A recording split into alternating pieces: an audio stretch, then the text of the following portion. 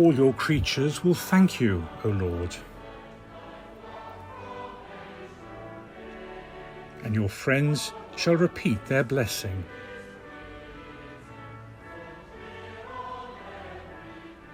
They shall speak of the glory of your reign.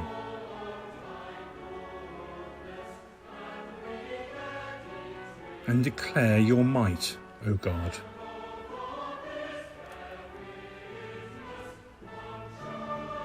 The eyes of all creatures look to you.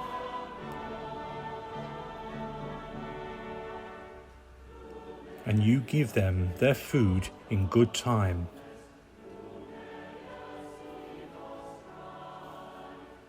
You open wide your hand.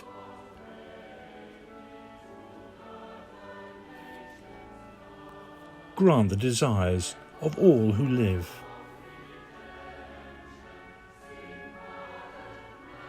The Lord is just in all his ways, and loving in all his deeds.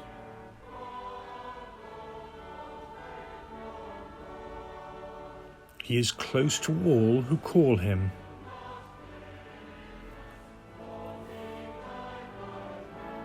Who call him on him from their hearts.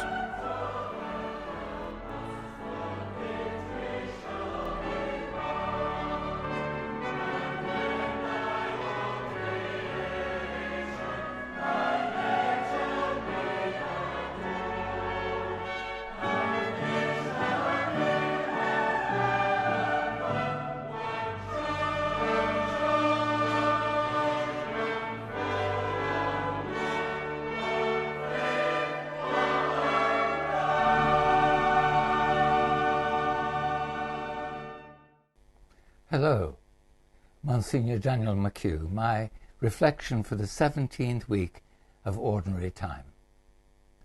You open wide your hands, O Lord, and grant our desires. Not everyone is on Facebook, but I am glad I am. It keeps me in touch with families, school, and parish at this special time of year. Holidays are here. Children are leaving primary now to go on to secondary after the summer. And in the Facebook family, a group focusing on the food bank and support for those in need, things slow down a bit. So there are holiday pics, pictures of children on their first day at school alongside ones of them as they now leave, much more grown up. And a picture with a car boot full of bags of food and household goods ready to go off to the food bank and those who are having a hard time due to the work situation.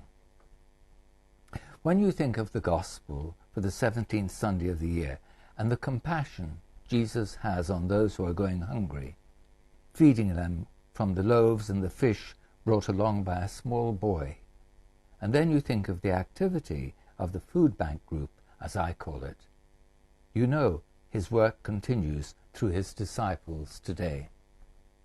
Yes, Jesus, in the miracle of the loaves and the fish, uses a small amount the boy has to feed the many. One of the organizers in the group posted this: "Many thanks to our wonderfully generous local community, including Balsall Common, St. George and St. Teresa Catholic Primary School and the many Vinnies, Morrison's Solihull, Tesco's Balsall Common, as well as the Knoll and Darge Round Table, K&D Lions and Balsall Common Lions, for all your wonderful support. We're now going to suspend our porch collections for the duration of the summer break. An announcement will be made in September when we recommence. We will continue to support those local families within our local area that we are currently supporting throughout the summer break. Hope everyone's plan for the summer comes to fruition and that we return in September refreshed and ready to go again."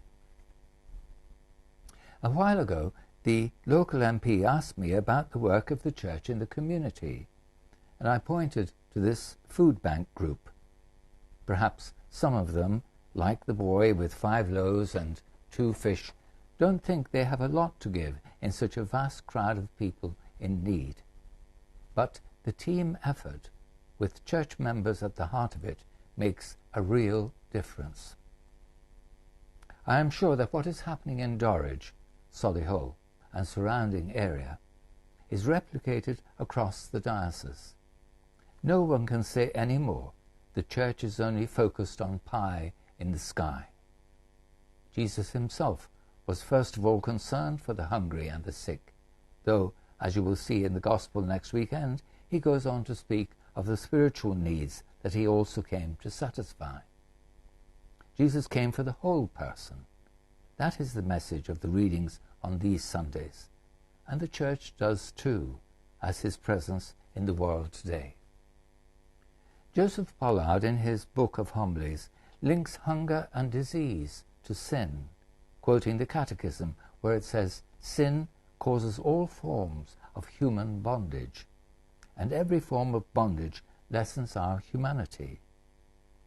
In these days of the pandemic, global warming, and serious climate issues, we are perhaps more conscious than ever of the link between sin, selfishness, exploitation, abuse of power, and self-destruction, poverty, disease, and hunger around us.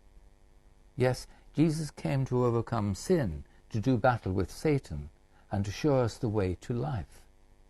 Next week in the Gospel, he will lead us on to think of him as the bread of life, and he will say, "Do not work for food that cannot last." The holiday period gives us the opportunity to step back, to rest as Jesus did, and reflect on our priorities. We are called to bear witness to the needs of the whole person, body and soul.